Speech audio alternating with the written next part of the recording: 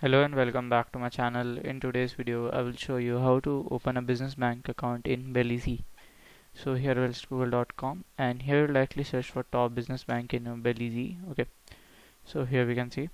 So the first bank is Belize Bank, then we have our Atlantic Bank, then we have Heritage Bank and a bank. So in this video I'm going to show you how to open a bank account in a Belize Bank. So I will likely go to the Belize Bank. Okay, so to open a business bank account, we like click on business, then you have to click on product and service, then click on the basic service. Okay, so here we can see it will something load like. Okay, so here we can see the benefit and other things. So to open a bank account you have to go to their address. You can see the address below here. Okay, you have to go to their branch and from there you have to fill the application and you can do. So online applications are also available, but for the basic verification you have to go.